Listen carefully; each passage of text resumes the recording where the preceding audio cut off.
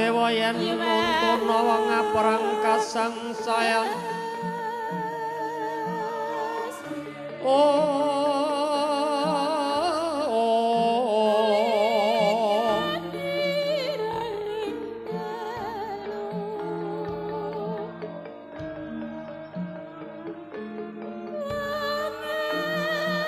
leng-lenging dra mangkung kandhuan ilmayayan lenotan kanen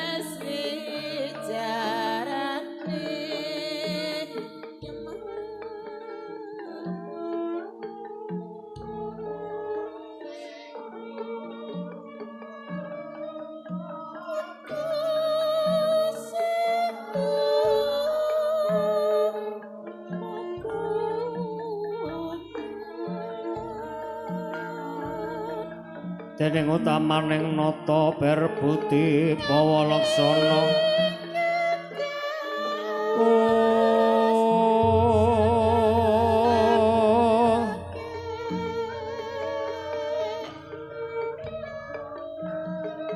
lireng kang berbuti pawalaksana mangkono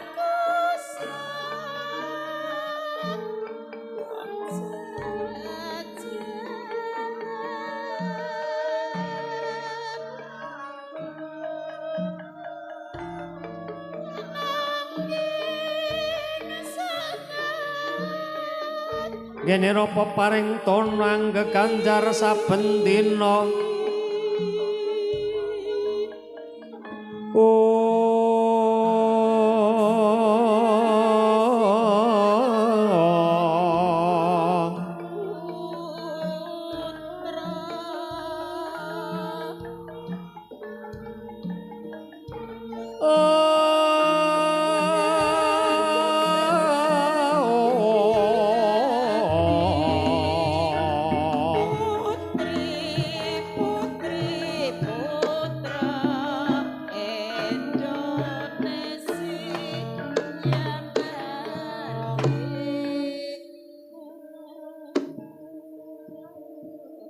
Sep Gebyar Wauta. Lah punak menika warnanira ing kajuangan dandang mangore ya pasetran ganda lumayit.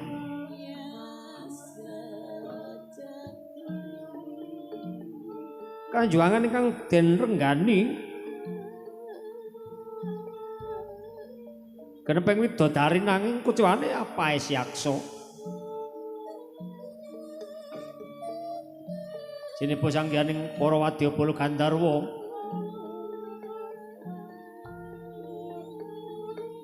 ketinggal ander paswanira nanging parandene ketinggal gawat kaliwat angker wingit kepati jalanan kaprabawan marang angker wimbaning pasetran ganda lumayit. Lah sinten ingkang kepareng lenggah wonten ing pasetran ganda lumayit ya Sang Dewi Pandya Bathari Durga ya Bathari Pramoni.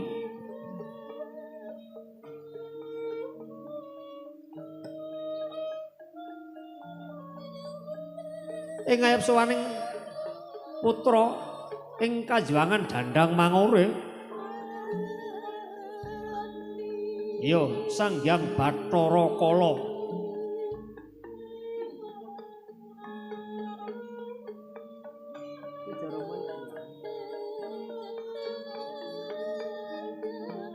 Sang Hyang Bathara Kala mengkaraken sawanira Patih Jaramaya sinambung pungkur dhumateng para kawula Gandharwa Durmeksa nggleng-gleng balung apandak ilu-ilu Banaspati jangkong waru doyong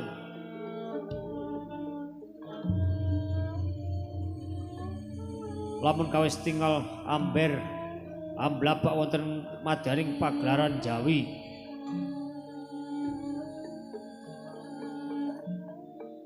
parandene setunggal kewala datan wonten ingkang nyabawa pasibanira ketinggal ning kadya jaladri neng kadya harga.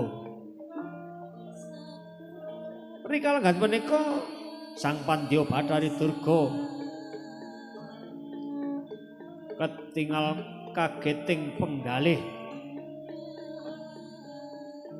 jalan preksa kalamuntuk kajuwangan Dandang Mangure kerawan salah setunggaling pandita ingkang bebisik peparep Pendhita Durna.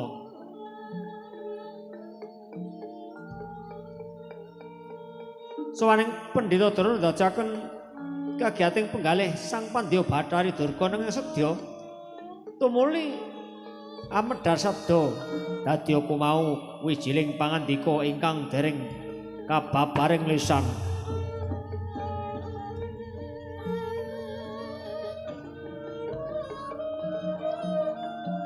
Leng-lenging driya mangu-mangungkung kandhuan yayah lena tan kanen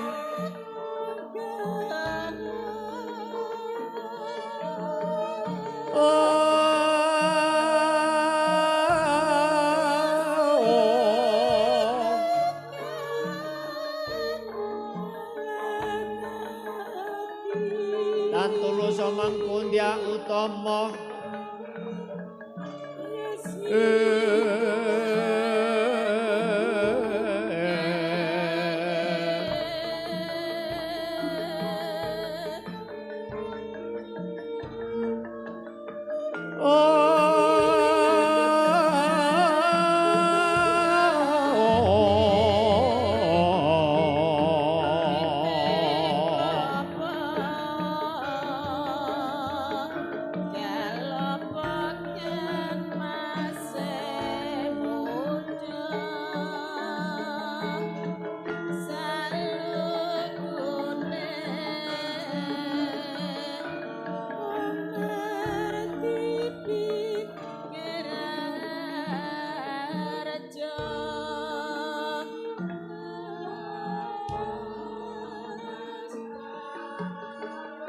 tekon dadak melu-melu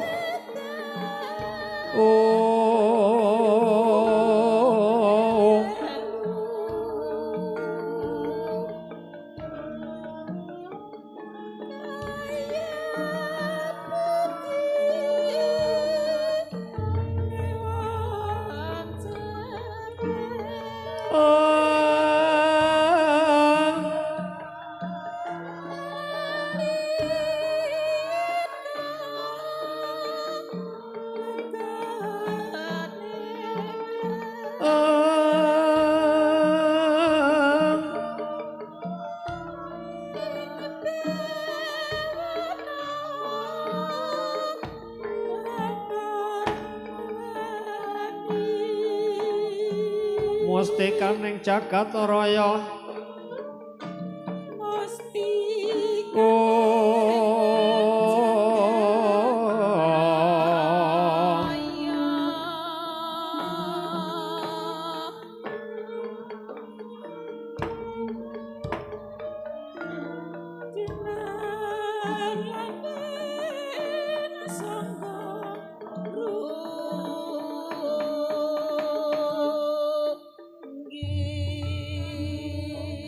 siang pantara ratri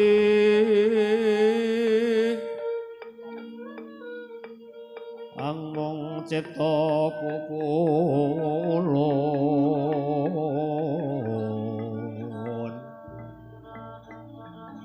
kalayan kang kaeksi angaturna sang candra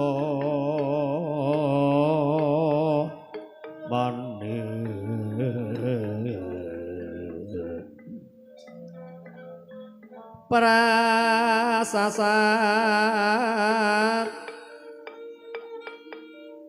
regeng mulun kang sumembah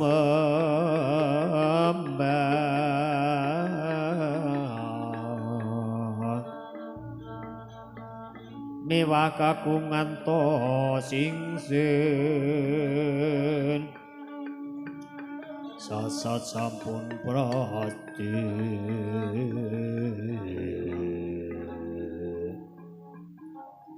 mung ngasta pukulun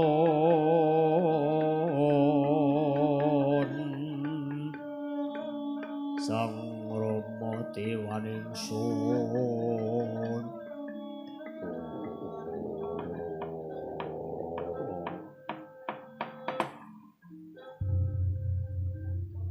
elai ger anakku Bathara Kala kanthi harja sowan ngarsanipun ibu ger anakku bocah jentara bocah gagah bocah perkosa ger anakku Bathara Kala latala arja belah iblis laknat cicikan ilu-ilu panas pating klek-klek balung apandhek iya ibu mundi pangestune ibu Bathari sowan kululus raharja bektiku katur Kanjeng Ibu Bathari iya nggih tak tampa pamuji ngene ibu wae tumrapa marang jeneng para tini Bathara Kala ngaturake pangabekti ana ngersane ibu ndak tampa netepi menawa Bathara Kala iku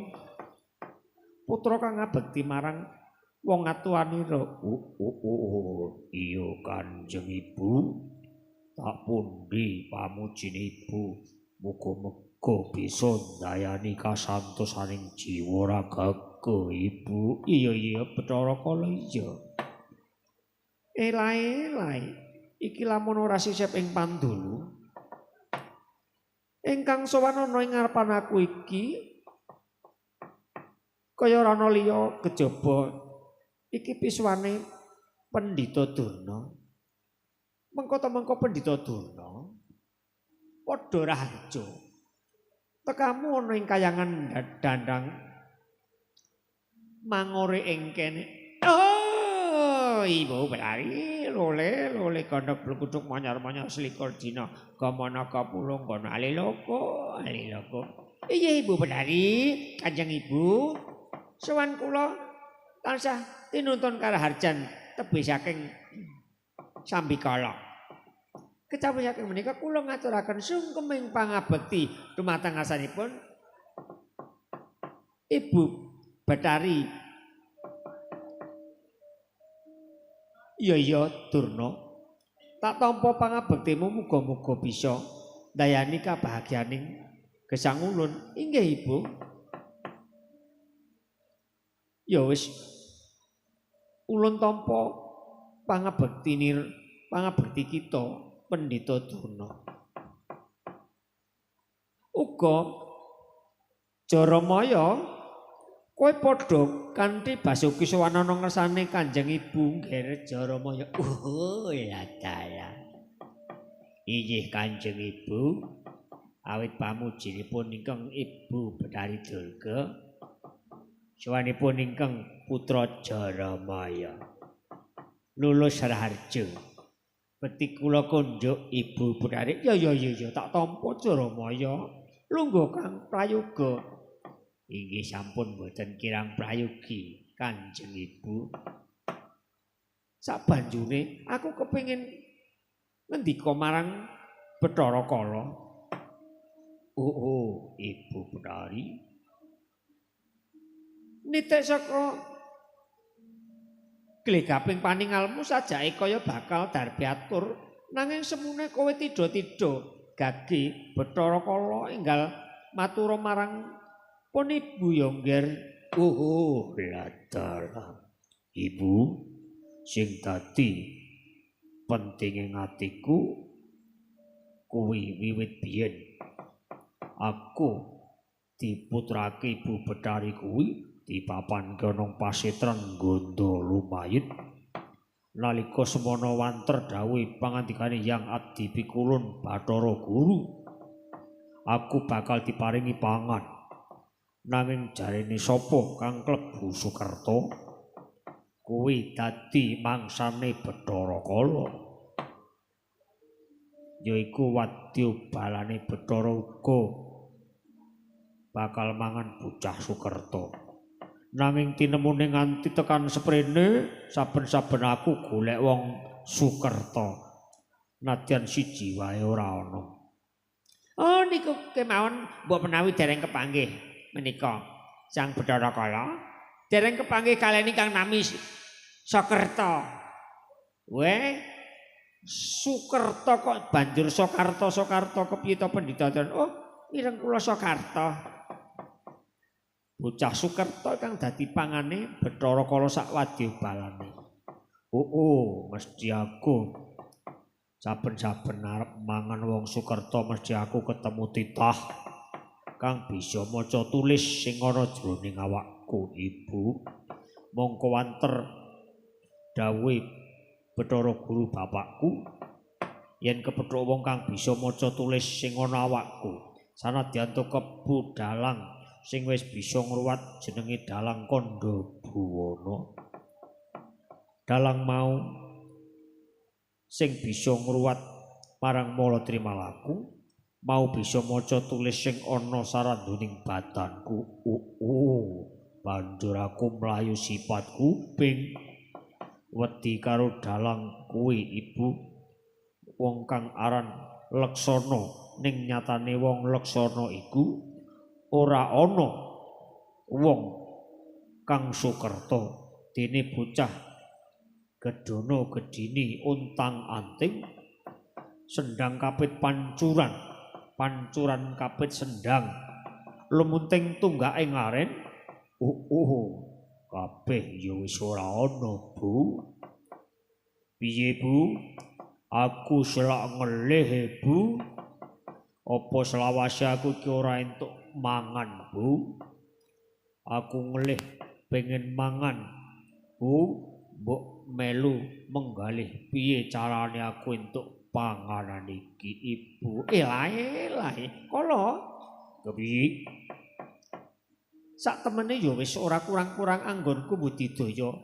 Nanging nyatane nganti seprene ora ana kabul pawekasin ya durung entuk apa kang ingkang dadi pangane Kala. Mbok menawa iki durung titi wancine ngger Kala. Lah yen tembung durung wancine mongko kowe wegah ngupaya. Lah yen ngono ana ngendi tanggung jawabe Ibu Betari kuwi? Mongko kowe jare saguh momong para baju barat lan jin setan priprayangan. Ning nyatane piye, Bu? Kowe ora nuduhke ngendi pangane bajul barat kuwi, Bu? Piye, Bu? Ya, Bathara Kala. Ning aku iki mung didhawuhi saka Yang Adi Pikulun Pramasti Bathara Guru supaya ngreksa lan momong para bajul barat aja semelangger. Aku mesti bakal budidaya saka pambudidayaku kuwi sejatene isih ana kang klebu dadi Sukerta sing dadi panganmu ya ngger kuwi kang sinebut Pandhawa 5 kuwi dadi pepalang sangaring laku ngger.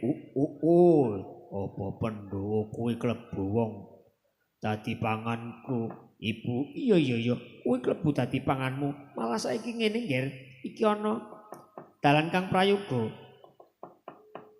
Krana kalenggane iki Pandhawa lagi padha mapan ana karang kadempel. bakal padha sabiyantu nggone Kakang Semar bakal bangun Karang Kadempel. Mula prayogane kowe wae iki jujuka Karang Kadempel. Ngiri godha marang Pandhawa lan nyabarake gegayuhane Kakang Semar. Aku mung kari manut, Bu.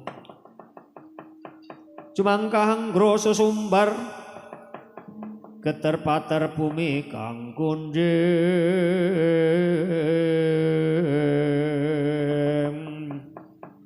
kumalutra kuntor katut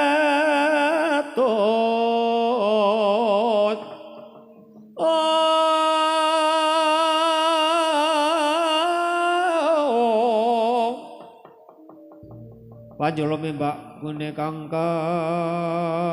ngirim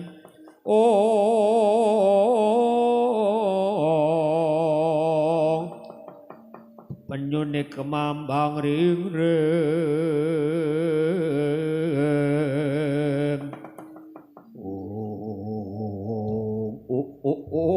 arcaka belah iblis laknat jik-jikan Ibu Bedari kaya wis trawaca sing dadi dawuh pangandikamu Bu yen mengkono dina iki aku konedya budhal ana Karang Kadempel mung wae pangestune Ibu Bedari sing tak suwun iya ya Ngger anakku Bathara Kala mengko aku kang bakal njampangi kang dadi laku mungkir aku njaluk pamit lelusen tak babakali muga-muga kowe bisa lebda ing karya ya Ngger.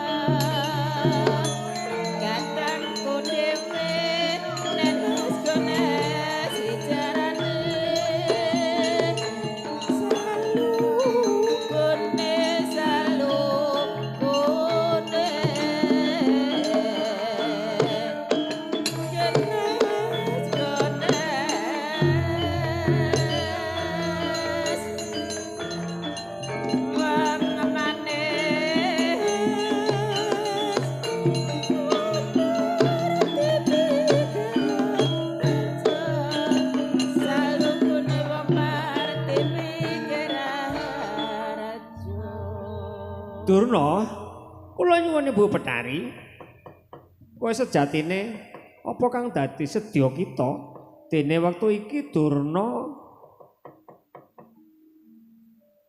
sowan ana ing kayangan Dandang mangore sajake gita-gita mawa gati kan. Oh, pancen menika leres Sang Pandya Bathari Durga. Kula menika janipun gesang wonten ing Madyapada menika kula menika nggadahi klilip. Estunipun kula sowan menika namung badhe nyuwun senjata pitulungan. Raning kula wau kula dipun utus kalian Nangger Prabu Duryudana supados ombyong amboyong Semar nanging sejatosipun Semar menika namung badhe dipun ajab pejahipun. Jalaran ingkang dipun anggep dados klilipipun Pandhawa menapa ingkang dados klilipipun para sata-sata Kurawa menika Pandhawa lan ingkang momong. Oh nanging pikulun sareng dipun dumugi ing Karang Kadempel kula menika malah kewirangan. Kula menika kewirangan jebul Pandhawa sampun sami mlepak wonten ing mrika. Satemah kula sulaya ing rebag kalian para Punakawan dipun biyantu kalian Setyaki. Oh pikulun kula menika dipun jempalani ngantos remuk-remuk kula menika. Lajeng para wadyabala negari Ngastina sami kapracondhang. Kula menika nyuwun senjata pitulung Sang Pandya Bathari Durga. Lae Durna. Jeneng kita wis mireng dhewe. Uga ulun rembukang kelawan Bathara Kala iki yen ulun sedya Girigoda lan nyabarake apa kang dadi gegayane Kakang Semar. Kang mengkono aja sumelang, ulun bakal paring pambiyantu marang kita. Waduh.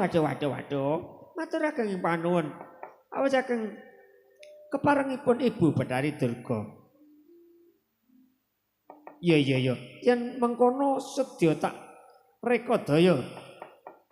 Mengko bocah-bocah Pandhawa dimen digirigoda dening Jaramaya sak wadya balane, aku kang bakal nyabarake marang Kakang Semar, kowe aja sumelang Durna, aku bakal ngilangi klilip-klilipe wong Ngastina, bakal tak sirnake wong-wong Pandhawa.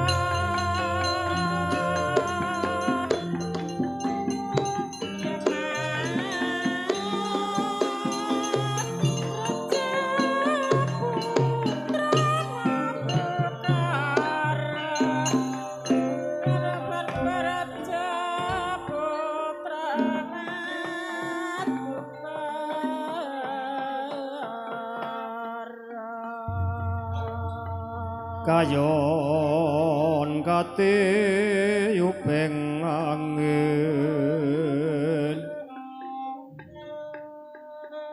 miak suaraning karenggan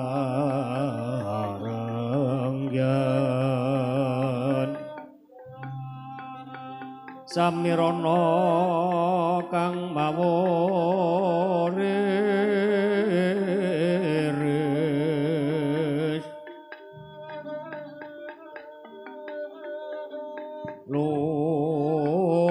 lumarang kandaning puspita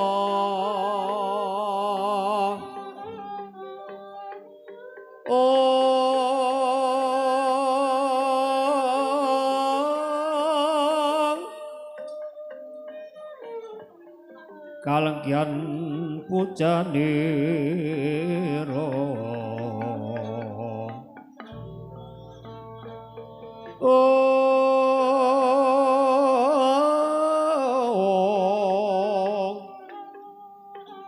raras rumedeng angkasa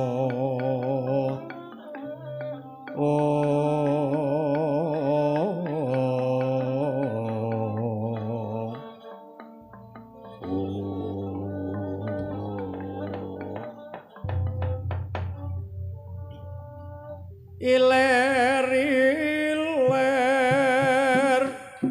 dewa semiler tak ijo royo royo tak sambut ke mantenanya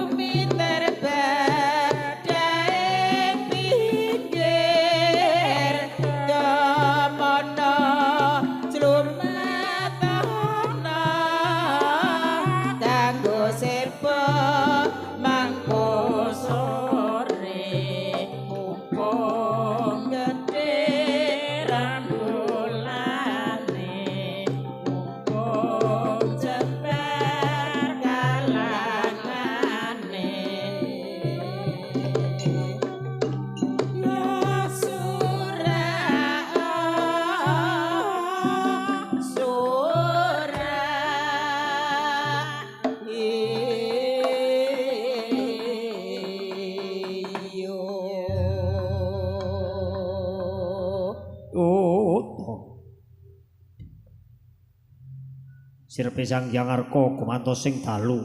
Jroning ratri dereng wonten kacarita amung Sang Hyang Pratangga pati ingkang jemedhul saking Brang Wetan nadyanto kalingan megolan gunung parandene bisa merbawani jagat raya dupi tatasing kamantian wus dewasaning nengna wau kawuwusa dumugi titi wanci wancine wus gara-gara Sukra mangkara tumpak maenda tete kalapa sumawar cita Anggara rakata Buddha Maesa Respati mintuna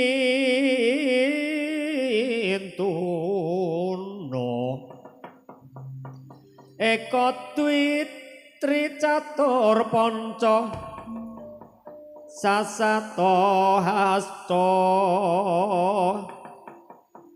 Asta tawang nawa dasa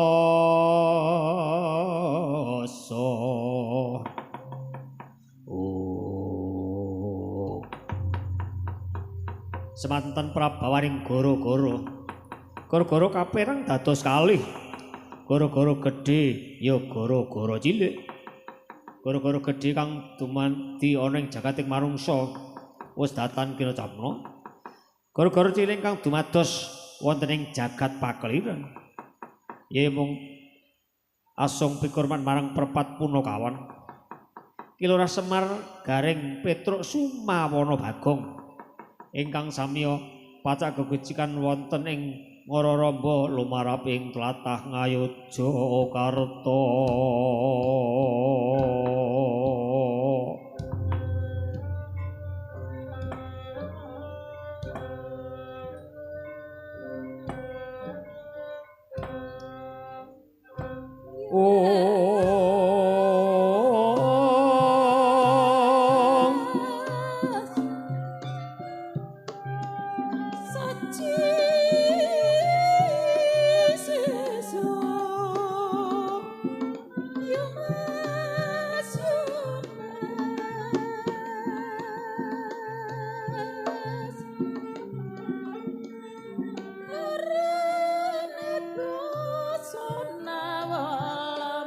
Irem-irem kembang bopong sare mulat.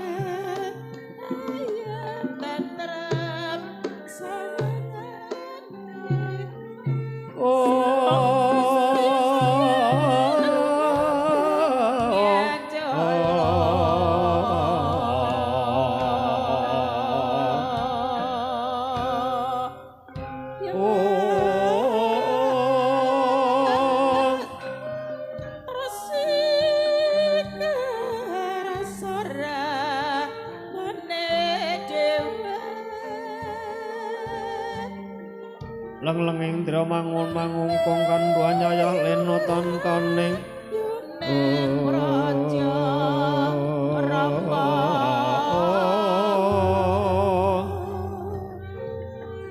jangan ngorame jangan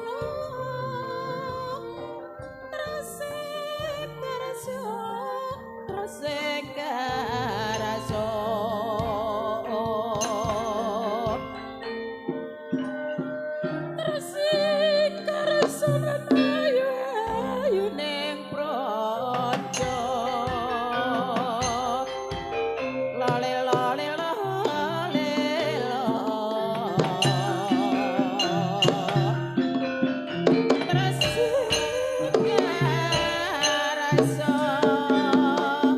Kuneng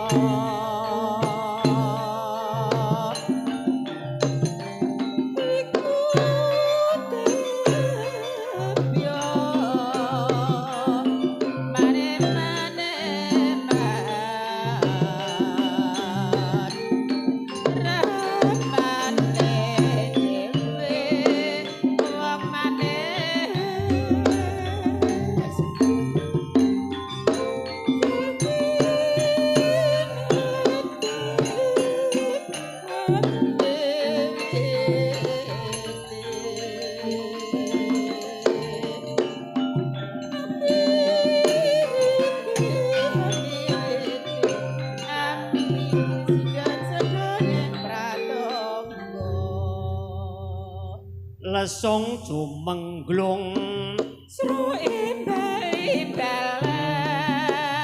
lesen jumanglung menyetar mangungkung kumandang ngabek bisa jroning bar kesentok tok tek tok tok kum tok tok tek tok tek kum tok tok tek tok tok kum tok tok tek tok tek tok lancarane manam roloma pena malo cira dalun cira malo rolo manam pe penam pe boro ro cira ro maro ro cira oi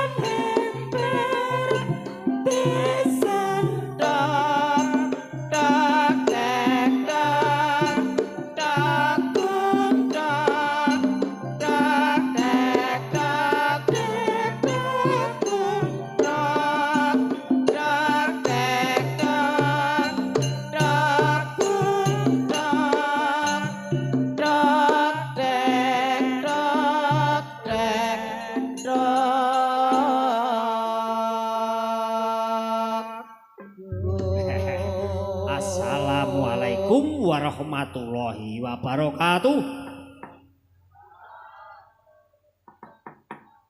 Kok rada ngremeng apa? Oh, ngantuk apa penontonnya wis jeleh do mangsul iki? Oh, nggih. Salong nonton ning ngorok, nyalong melek ning mulih. Dadi ora ning tontonan iki ning omah wong ngrungokake dan sebagainya nggih yu. Alhamdulillah iki wis jam 2:30 pun jam 5. Iki ya sanajan to wis kasep ning sing penting iki kecekel goro-goro. Jane mono iki wis kudune wis sebo ning sing kok ketrima aku iki mau wong gawe pasaran. Heeh. Nggih, mangke saged dipun rekayasa. Nggih pancen nek dawa ngarep niku rubet meneh. Ngarep niku nek dawa niku wah rekoso le ngatasi lakon. Untuk darani apa? Gemene wektu mengko mundak lakone ora kecekel. Kula sowan wonten ing tatah Curug ing mriki. Kula sowan ingkang angka kalih sak perlu nggih ngambali ngaturake genging panuwun dumateng ngersanipun para pepunden lan para rawuh sedaya. Mugi-mugi ingkang sami wungon wonten ing dalu meniki ingkang sak perlu tasakuran lan tirakatan mugi-mugi tansah pinaringan lelintu barokah dumateng sanipun Gusti Allah Subhanahu wa taala. Dan ingkang sak temah nggih warga masyarakat ing Curug riki nggih sanadyan to nggih klebune nek cara pulo niki pulo kecil. Wargane pinten niki Pak Dukuh? Wow. Wah nggih syukur. Ning bab akeh karo titik ora kena nggo pathokan. Gitu. Sing baku sedherekaken wargane rukun sayo rukun wah niku mujudake niku rukun agawe santosa niku mujudake kekuatan sing hebate-bate. Sanadyan to nek wargane kathah Ning nek ngateni wong akeh niku do rembuke cengkak-cengkakan gak kurudo rebut bioto akhirnya malah angel simbule. Percaya ta? Oh, percaya. Nggih ngoten niku mboten kenging nggih patuhan. Sing baku kula nuwun dumateng sanepun Gusti Kang Maha Kawasa.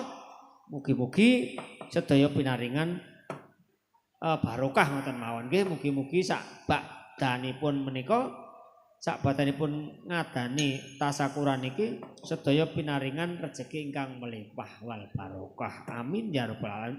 Ngomong dhewe ngomong kesuwen ora diombeni ya marai kecut. Pacaran kesuwen ora dijapake mung ndak. Gedisian orong-orong. Aku tak nyeluk Kang Gareng niki dipun damel selepekan niki kaya padatan Bu Sutiem niki di nganu Bu, diboboni celuki Bu.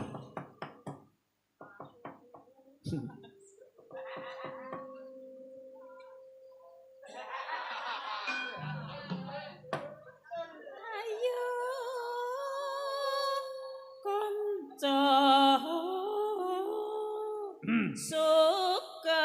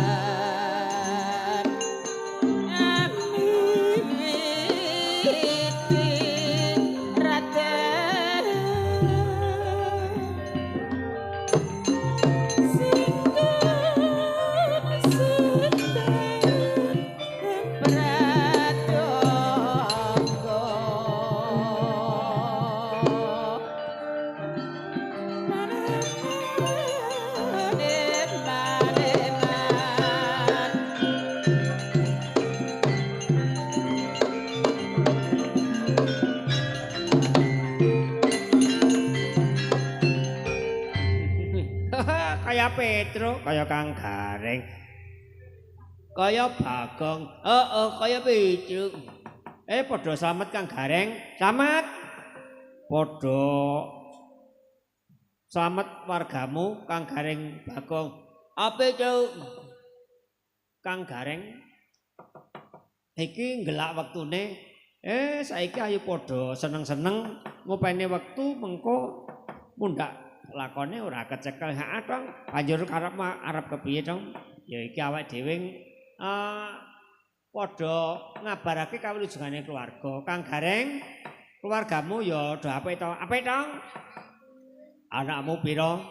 Anakku 8. Wah. Kaya ngono ki 8. 8 Cuk. Alah Kang Gareng, lah kowe kuwi kok ya wong bedhisil kaya ngono kok. Kaya wedhus kacangan celicat-celicat. Mbok kabeh. Terus aku kabeh mono anu Aku wingi salah praktek Truk. Piye? Aku ora nang ngene Bu Bedan kuwi nganu karo Bu Bedan kuwi cara kabene wong wedok kuwi jare dinehi tablet. Tablet kaya laptop kok tablet. Kuwi lho Truk digawani pil. Lah bojoku ki wong ora setiti. Ngono pile iki dokoke mbangku. Lah karo anakku sing cilik iki ora ngerti to dioceki. Nek cilik-cilik ku diguang ning latar dibiyokke pitik. Lah pitikku bodho ora ngendhok, bojoku malah monak-manak Truk. Aku nganu Kang Garengku ku ya wong ora ngerti tata cara, ora ngerti pendidikan. Lah mbok kabeh anggo cara liya. Wah, aku ki nganu Anakku sing maune aku ora kabeh kan anakku 5 Truk. 5. Banjur lah kowe kabeh Kang Gareng. Kabeh sing nggone wong lanang ki mbok sowan Pak Dokter. Aku sowan Pak Dokter ki kapok. Aku dhisik rak sowan Pak Dokter. Pak Dokter, kula niki ajeng nyuwun pesa. Kabeh niku nek kanggone wong lanang niku ngangge alat napa Pak Dokter? Terus Pak Dokter niku Pak Dokter ngendika, "Wah, nek carane kabeh nggih wong lanang niku nek ajeng ngamor sing wedok niku ngangge sarung Mas Gareng." "Oh, nggih." Pak Dokter ngendika ngono, aku yuk cepet-cepet mulih. Brewut. Aku mampir toko. Tuku sarung. Sarung gajah duduk kotak-kotak kain. Lah, basa ngono kuwi aku nduk tekan ngomah. Lah anu momongane mbiying Aku terus amor karo wong wedok, kowe nganggo sarung gajah duduk. Lah kok akhir bulan kowe wong wedok ngomong, "Wah, Pak, telat meneh gandri." Aku ngono. Ngono, Pak Dokter ki ora kena digugu apa ya? Lah, jarene kabene wong lanang ki nganggo sarung. Lah aku amor bojoku nganggo sarung. Lah kok metek meneh. Aku nengone Pak Dokter. Ini. Pak Dokter, pripun niki?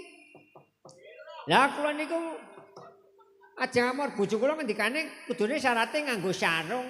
Lah kula pun sarung ngangge gajah duduk kok niki bojo kula metek meneh. Wo, lah sing dingge Pak Gareng niku sarung napa?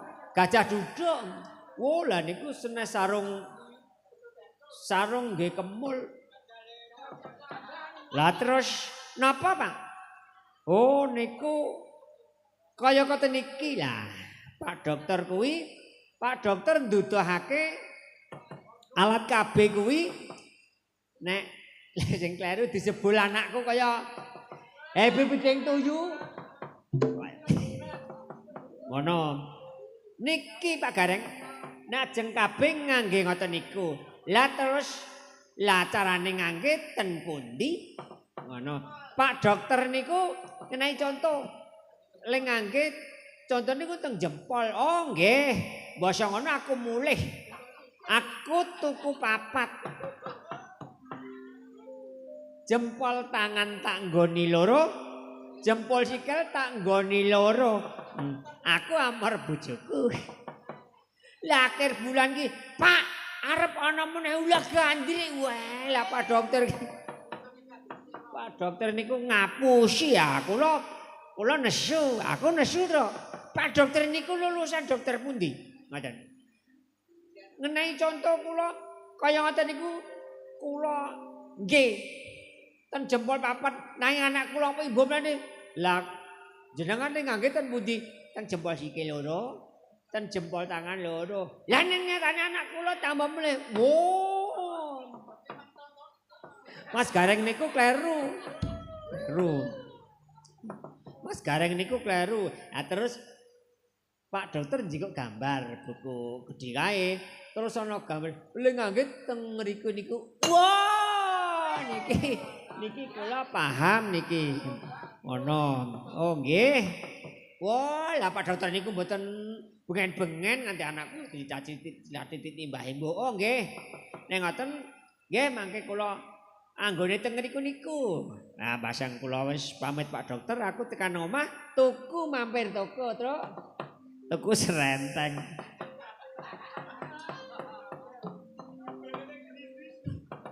Basa ngono tanggo, Truk. Aku saka jengkelku, saka gregeten kuwi neng omah tanggo, arep neng ngarit ya tanggo. Arep nang pasar ya ta nggo jijiki nang ngawe kani nek saya butuh wanda murah. Wis ayo kaya ngono kuwi wong goblok. Wong ora ngerti pendidikan ngono. Carane wong ki melu nganu kumpulan. Oh, lah kowe melu kumpulan, melu wong wedok nganu kowe. Wong wedok kuwi saiki diangkat dadi kater. Apa Kang? Ya kowe lho dadi nganu kowe lho anggota KB. Oh kowe kader ora kater. Ngertiku kater. Wah, wis ora kalap kabeh dulur-dulurane Kang Gareng. Saiki engko mbok gedlarung ayo. Saiki seneng-seneng, heeh. Mengko sale nek Kae teori ke dirungokke karo ibu-ibu engko mendak menjalar. Wah, surna-warna Kang Gareng. Saiki ngaturke panglipur ana ngersane para pepunden niki matur nuwun sajake para pepunden sing kathah ingkang lenggah wonten ing wingking nggih, Mbah. Wah, tesih sereng alhamdulillah. Tesih berkahi nggih. Kalih nek biasane nek piantun sepuh ki nganggit kalih lampahan niki gek ora sare ning merem gek karo lenggah niki engko nek ora. Terus engko nek lakone mathuk, oh iya to. Lah iya ngono kuwi nek ora cocok lho kate ngono pakeme. Nah niki matur nuwun niki mbok bilih wonten ingkang nyuruhe, wonten ingkang cara dene kritik paring kritik saran dumateng kula tampi kanthi suka gembiraning manah. Niki kula nggene introspeksi diri lan saya benahi anggen kula madeg Petro. Oh iya dong. Arep tetembangan apa dong? Kaya padatan sing gampang-gampang wae taping gunung. Oh iya. Saiki coba dibawani Bu satu diantara dua monggo bawa caping gunung iramane digawe jengleng. Ngantuk-ngantuk iki men rada bergenggeng ngono.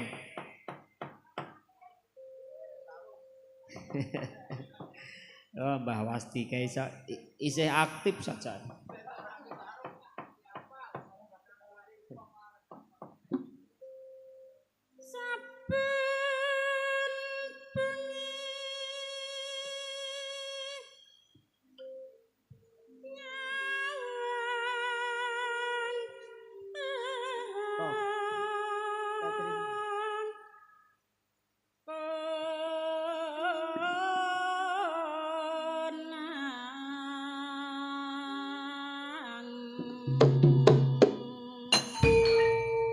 Waduh, cintengane to, cintengane. Mbak Yusuti niki wau larase rada sanglir. Pripun niki wau larasane rada piye? Rada pales lah. Sanglir iku ora kuwe. Ya nek kanggone aku ya wis larasan ngono wae.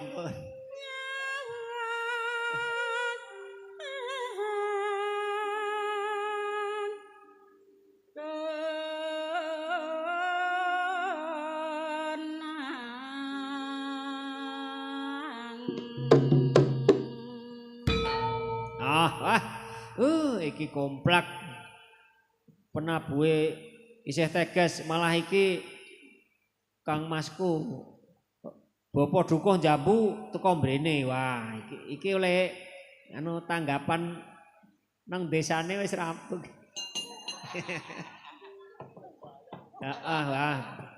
Karang ya ayahane akeh dadi pirang-pirang puluh. Nggih, matur nuwun Rama Dukuh Edi Nur Hidayatullah. Ayo ki Bapak Dukuh Jambu. Oh iya, aku kejaba le pamong kuwi pebisnis. Nggih niku bisnise wedhus wah laris tenan. Ngoten nek julukane madane nika ana bakul pitik nika wonten to. Parapan Mas Dono pitik. Lah gandeng niku Kang Dukuh niku nggih bakul wedhus mila Pak Edi.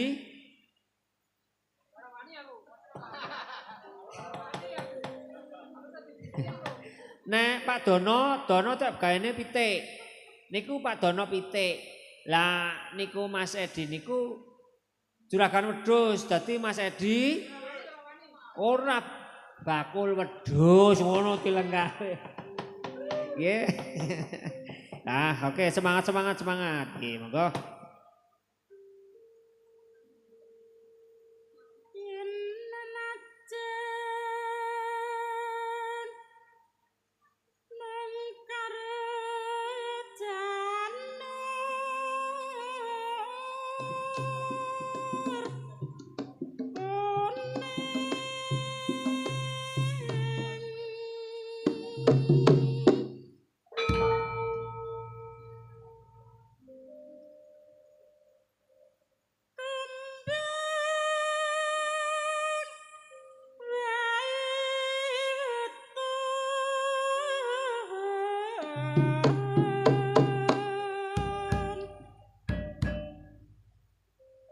Tembung iki pira to jane iki kok siji ciniko mli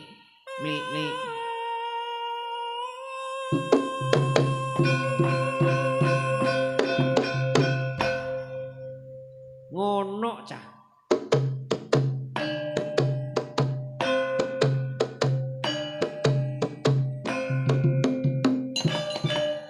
Wah, iki mantep iki. Masuk Pak Eko. Ngono.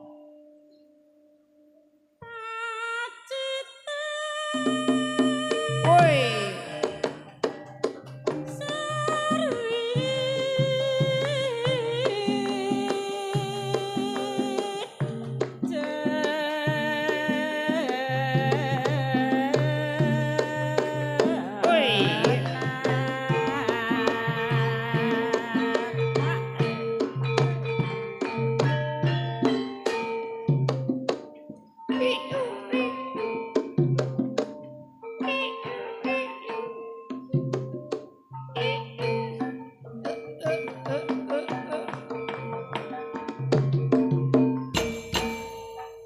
Wah, Mbah Wasdiono ki senadyan wis sepuh nanging nek nggarap jengleng ya isih ketes ngono. Dadi ha iya. Mula sing garwane iki yo sayange ora jamak nang ndi-ndi diteburi kok. Iya, heeh mula sok ngene kae. Yo bocah ye. Iya. Masing nganu ki diketoni nek neladung. Ayo. Ayo ora nanti kowe. Wah, ora arakmu mbok pipis nek. Pipis apa? Ragane kan. Ah, saya. Ayo Cuk, engko ndakku digawake sarung.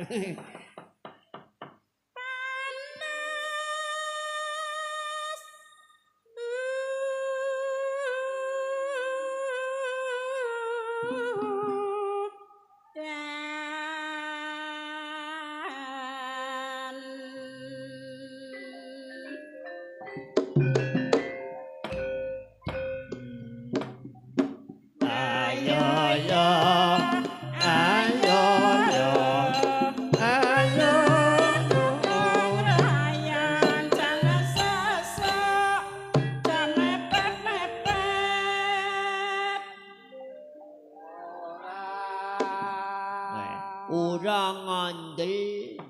Mangko sing seru dhewe iki sing nylentem. Dipengeng mepet.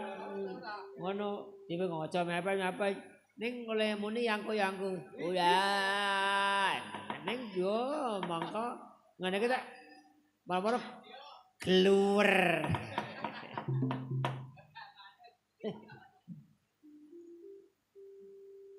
Panas udan panas aling-aling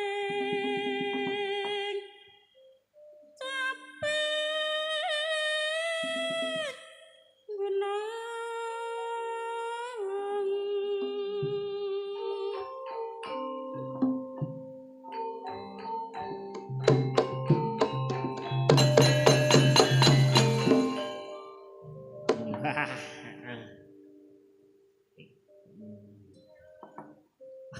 Wis ora tekek-tekekan. Tekeke wis wingi dipakani nganggo brambang kek do kicer. Saiki ora nganggo tekek. Tahun ngarep sing nganggo tekek. Ayo.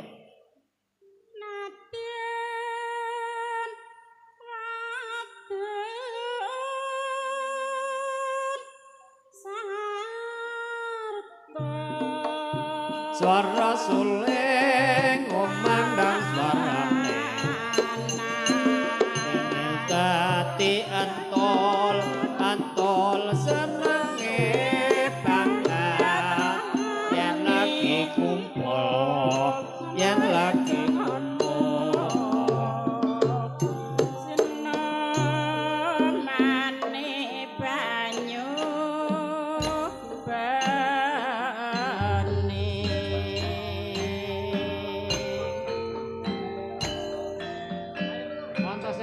Aja Gatotkaca. Oh, ya.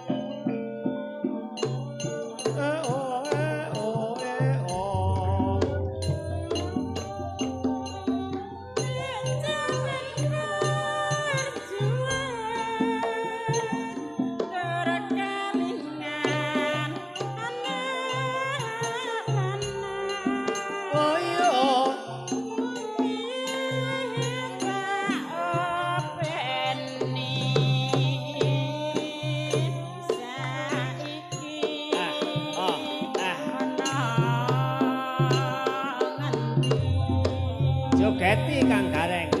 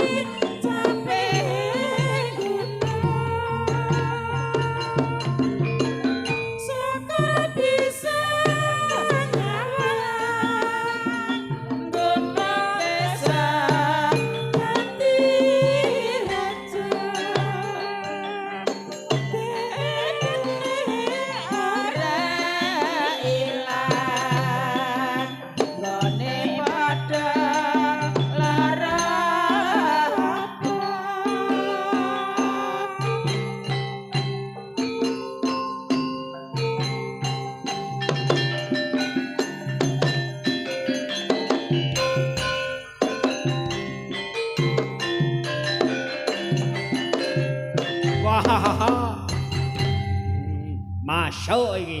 Jenenge oleh wingi dolati yang kae anu kacek. Ha iya, ngono. Kok direwangi ora nurani. Ha iya. Kang Gareng Bagong.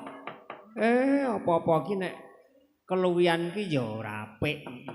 Madang nek keluwihan ya nek kemlekaren ya wetenge mbedudung gak mlaku klokap-klakep ora penak. Turu yen kesuwen malah ngrentoyo ora karuan. Iki geguyon yen ngantek kedarung iki uga ora prayoga. Ayo padha sowan ngersane Ndara Antasena Galuh. Ndara Antasena, Ndara Gatotkaca, Ndara Antareja. Kaya wis pacak baris ana sak njapaning Karang Kadempel. Oh, prayoga, Truk. Ayo, Kong. Anu, Truk. Ati nyeluk jenenge dhewe. Arep sangu apa ini? Ayo bayangno nek jeneng wong ngene iki mikir lambe terus utek sikil tangan. Ayo mongko ora entuk nguyup ngono. Ora iso nyambi nguyup ngono. Ayo yamin iki ya arep sehat ki yamin iki mindho. Bar mindho njuk gugah-gugah.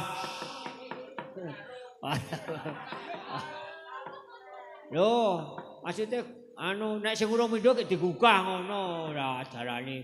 Saiki ngene. Gareng lan uga Bagong. Engko mundhak kedarung uga lakone ora kecekel. Ayo padha mrepeki Ndara Antasena Antareja. Galuh uga nyengkuyung kersane bapak. Arep sangu gending apa, Tong? Arep sangu gending gambir sawit wah kesuwen. Arep sangu gending onang-onang wah blenger. Arep sangu pangkur boyoren. Arep sangu gending apa? Aku senengku sangu ki sing buka kendang. Apa kuwi? Sing tu dilep jit. Oh, ya wis. Kuwi aku paham. Kang Gareng, aku paham kuwi sing tungdelep trotop. Kuwi playon. Saiki ora usah nganggo sebo. Saiki nguyak wektu nganggo playon bae, ayo.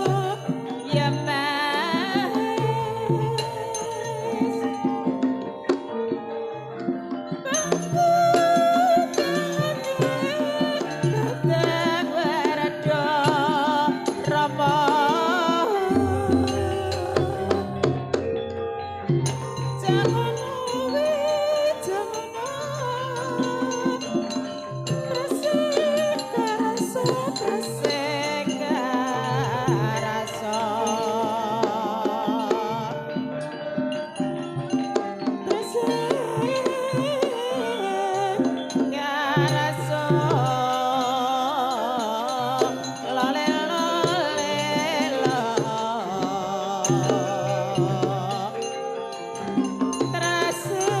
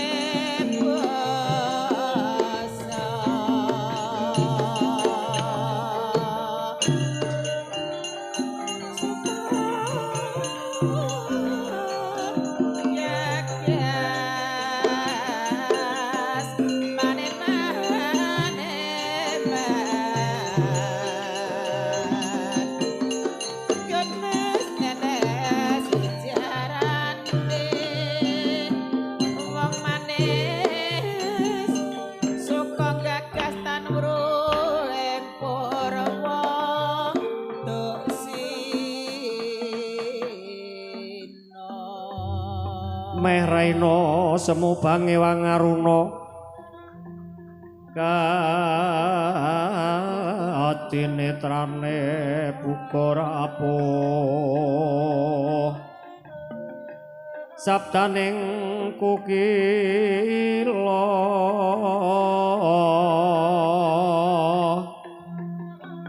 ring kanika rasa katar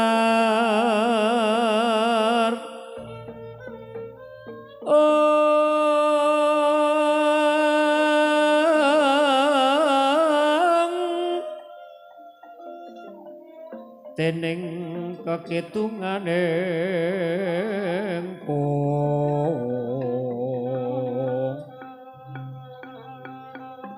ler wowo sing pine panca bebetoking ayam wana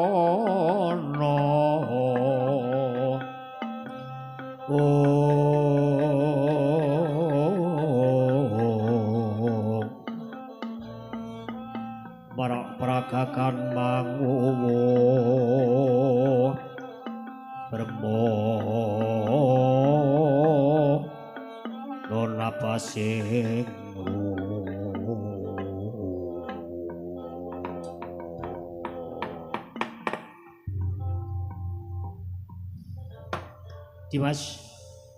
Dimas Antasena sawise sapet jagung nanging ndak waspadake Yayi Antasena kok durung kersa matur ngersanipun Kakang.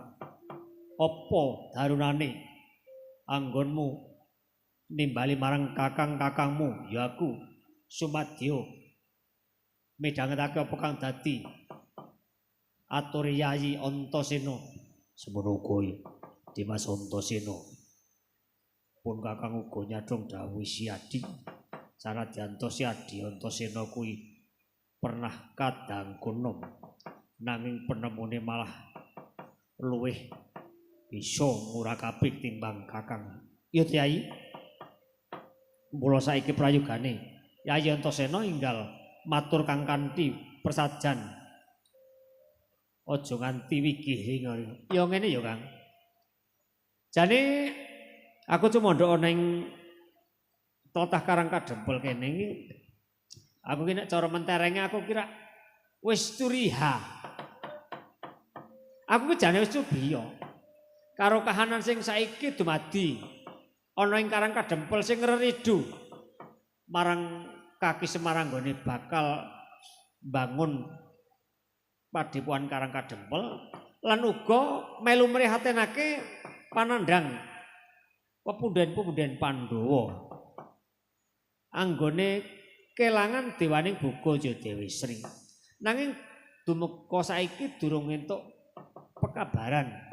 Banjur kapan Dewi Sri bakal pulih utawa timbul ana ing Marcapada. Lah iki awake dhewe kudu sing eling lan waspada. Mung welingku ana ing papan kene iki aja nganti aku lan kowe iki pegat ing kaprayitnan. Jalaran ngene Kakang. Saiki iki wis akeh panggiri kuda, yaiku sipating kajiman gudaning iblis laknat sing demen nggodha marang manusa kang bebasan ora tetep imane, kuwi bakal digiri godho karo jim priprayangan. Ana bebasan kowe lan aku aja nganti salah siji ana kang ngalamun. Merga yang ngalamun kuwi pikiran nglambrang tekan mayeng-mayeng kuwi cara menterenge ora fokus. Dadi nek ibarate pikiran kang nglambrang ngalamun kuwi bisa disusupi karo panggodaning jin setan. Mula Kakang panuwunku marang Kakang sekarone sing padha waspada ya Kakang ya. Meh raina semobang ewang aruna.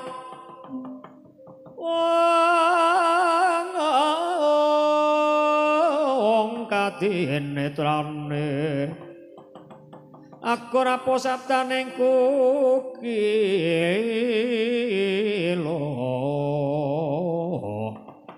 ringkan nigara satketer lir wuwu sing pini panca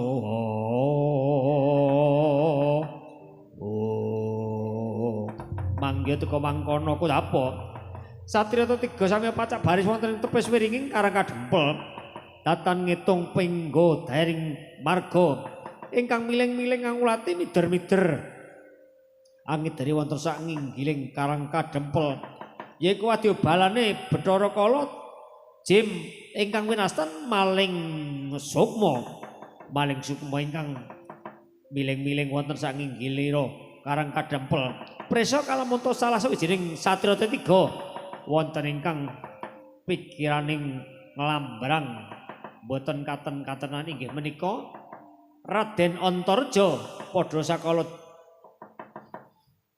jim maling suksma ngrasuki angganira Raden Antareja ingkang sak temah malik tingali dadi jempalane Raden Gatotkaca.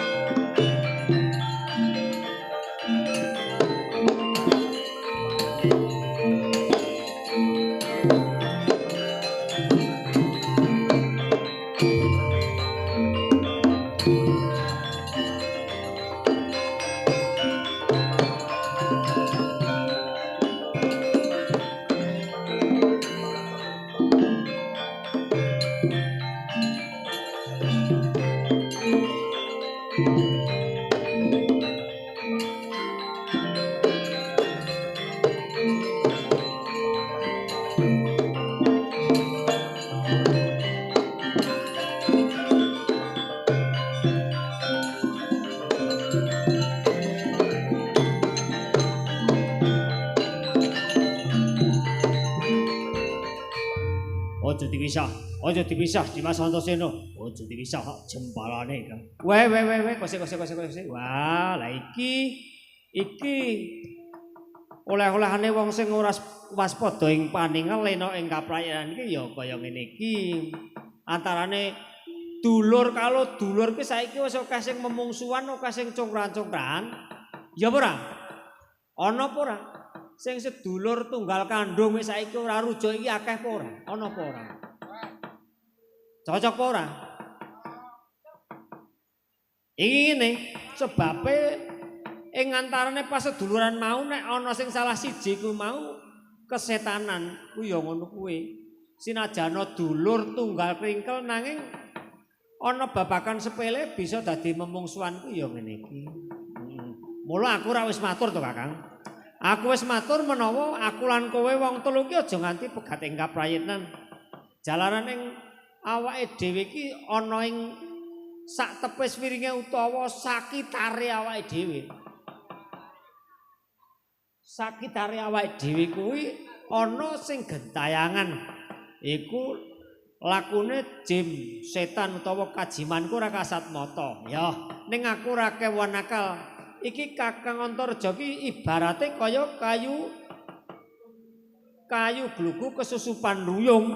Dadi nek badan wadah kuwi Kakang Antareja, nanging yen jerone kuwi dirasuki lakuning jajalan ya aku tak nganggo sifat kandel nganggo kemandenku tak sungute jane sapa sing gawe wisuna iki.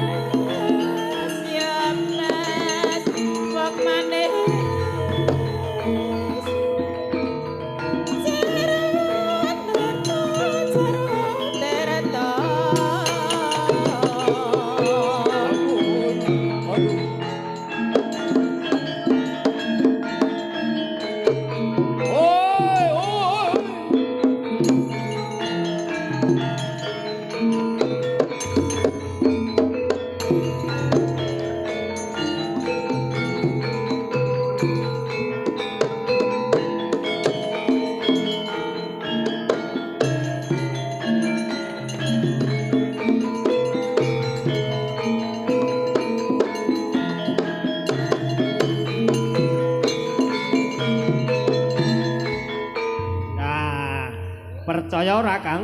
Percaya ora? Iya. Aduh. Bener kandhane si Adi Antasena menawa iki mau aku rada pikir aku rada nglambrang ingkang sak temah kaya sawetara sadurunge kedadian kaya buyar-buyar penggalihku ingkang sak temah mbuh aku ora ngerti apa kang lumebu ing anggaku ingkang sak temah aku lali purwa duksina. Nah, mula mengkono sesuk meneh kuwi kudu sing waspada ya Kakang Antareja. Sing waspada menawa bakal tumindak kuwi sepisan aja lali anggone nenuwun ana ngersaning Gusti. Mugi-mugi awake dhewe iki pinaringan pangayoman ana ngersane Gusti Kang Maha Kawasa. Oh iya ya, Yai, aku mung kari manut marang penemune Yayi Antasena aku semono uga. Nek ana luput aku njaluk pangapuramu. Ya ora dadi baya pangapa. Bawane kabeh mau ora ana barang kang disengaja. Kakang Antareja anggone jempalani Kakang Gatotkaca kuwi merga Kakang Antareja kuwi cara bebasane di bawah sadar. Kakang Antareja kuwi ora eling purwa lan duksina. Dimas Gatotkaca sing gedhe pangapuramu. Dimas mboten dados punapa Kakang. Wis saiki cekaking carita ayo awake dhewe ayo tetep sing waspada. Mlaku ana ing sak tepes wiringing ing Karang Kadempel engko mbok menawa ana daru beksi kang isih ganggu gawe. Awake dhewe kudu nyingkirke. Ya ayo tak dherekake.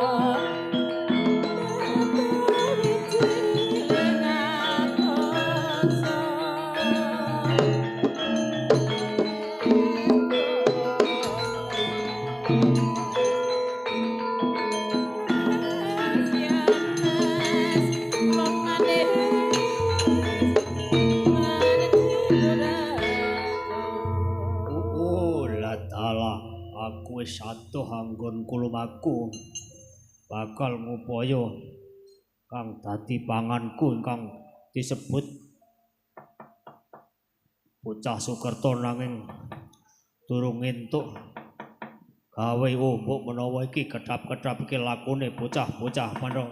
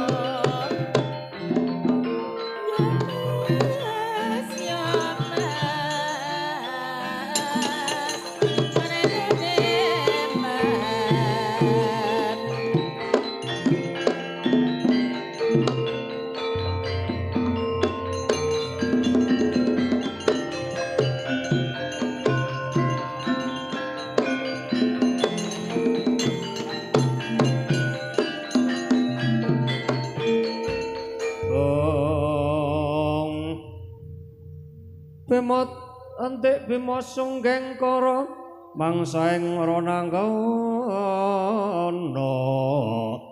Rananggana kawe kari rawang-wang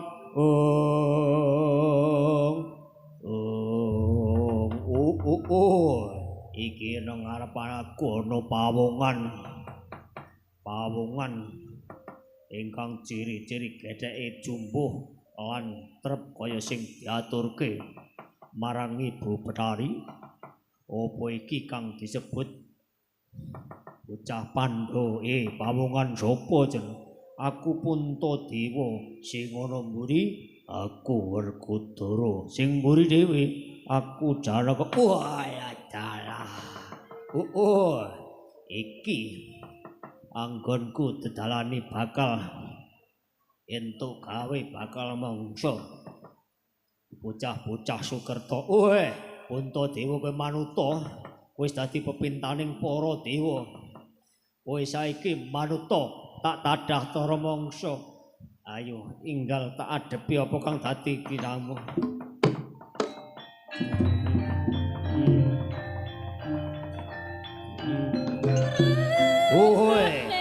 Lakon tak tadah tara mangsa kowe.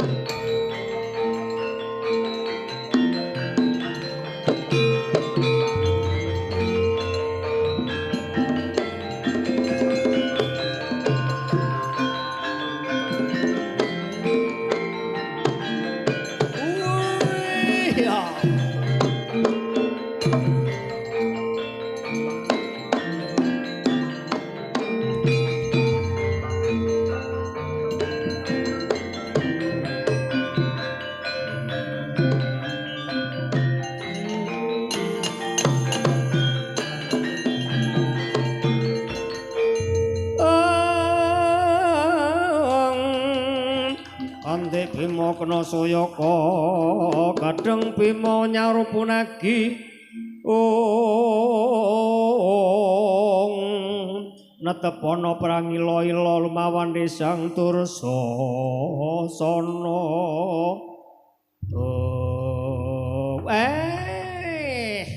saya ruwet saya ora karu-karuan lah jebul tak waspadake iki kok lakuning Bathara Kala sing bakal nadah Tara Mangsa bendaraku Pandhawa ya nanging aku ora kewan akal Bathara Kala wani nadah Tara Mangsa marang bendara-bendaraku mungsuhmu aku Bathara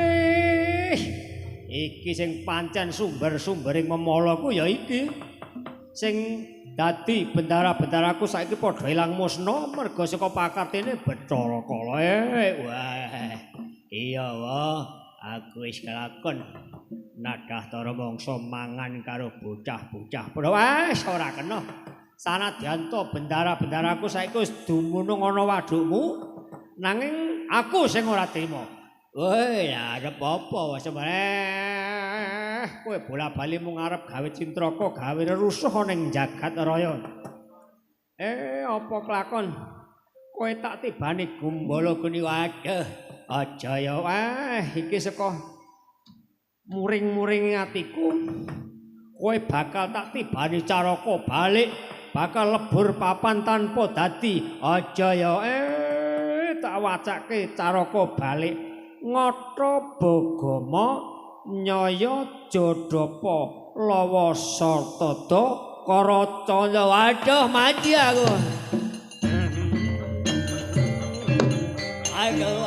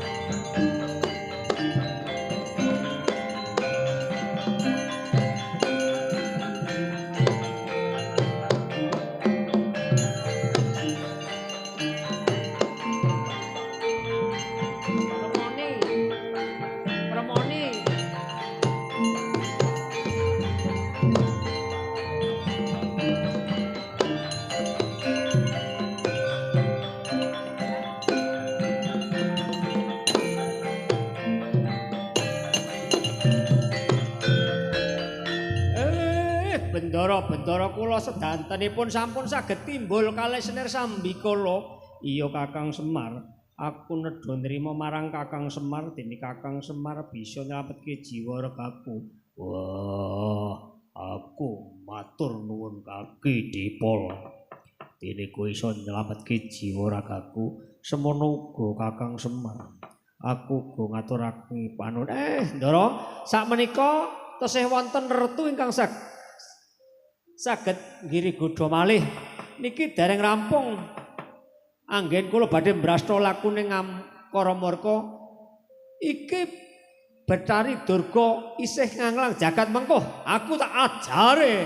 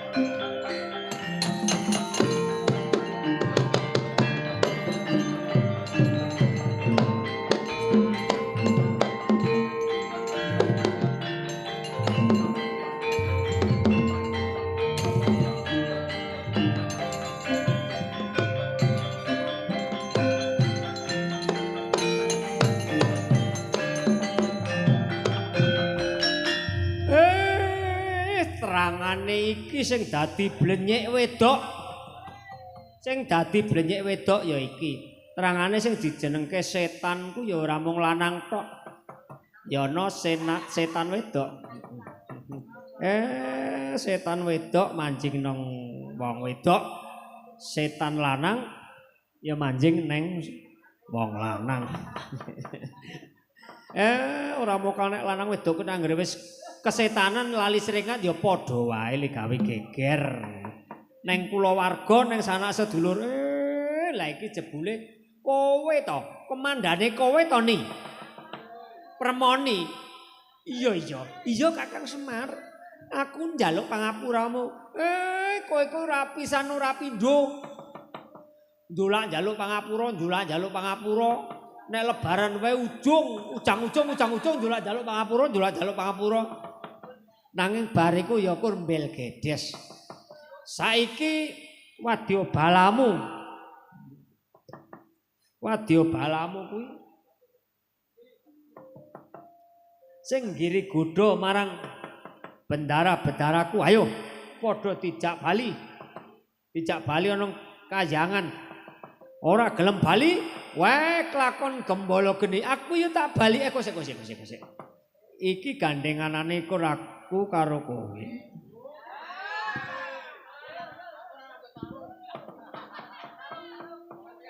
Iki Bali ya Bali. Bali ya Bali. Ning sadurunge Bali aku ora ngerti karepmu Kakang Semar. Ora ngerti ora kepiye. Kakang Semar ki wis tuwa, tuwa do tuwa. Rekane tuwa do tuwa ku gliak-gliak. Engko rak suwe-suwe kedadian. Ora Kakang Semar, aku pokoke wis ora. Iki ngemeni kira-kira 5 menit lah. Ora Kakang Semar, aku tak mlayu Kakang Semar, aku tak mlayu. Ape?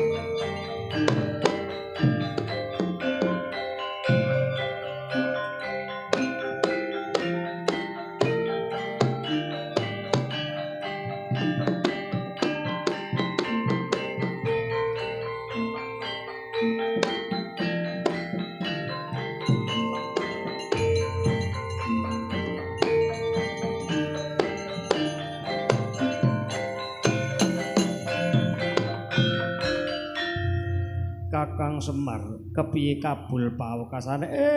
Kula tak matur. Kula tak matur kalian Ndara Puntadewa, Ndara Werkudara, Ndara Arjuna lan sedaya ndara-ndara kula. Niki reretuning jagat sakmenika sampun saged kula kisas memalaning jagat sakmenika sampun kula sampurnakaken. Jagat sampun ketawis ayem-ayem tata titi tentrem. Sakmenika sinuwun Prabu Bathara Kresna wonten pundi? Isih ana mburi. Oh iya.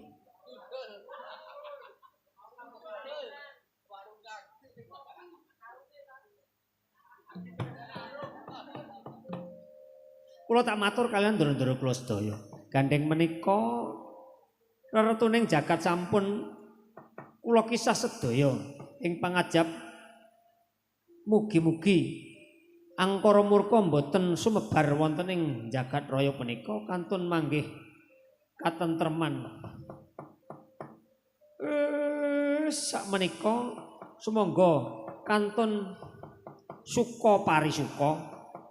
Sakmenika kula lan panjenengan sedaya kantun ngaturaken ujub puji syukur dumateng sanipun Gusti ingkang Maha Kawasa dene lelampahan ingkang ganggu damel dumateng jalma menungsa menika sampun kula kisah sedaya ingkang saklajengipun matur dumateng warga masyarakat ing Curug Riki gandeng menika lampahan wahyu katentreman utawi Semar mbangun desa sampun paripurna. Sepisan malih ing pangajab mugi-mugi tansah jinangkung sedyanipun dumateng para warga masyarakat ing Curug ing mriki lan kiwa tengenipun kantun ing pangajab mugi-mugi tansah pinanggih rahayu wilujeng ner ing sambikala. Sakmenika sumangga sami kempal kembul bujana ngaturaken agenging panuwun saha mugi-mugi tansah pinaringan nugraha ingkang berkah lan barokah. Sawetawis kula badhe tutup pintu Brajanala.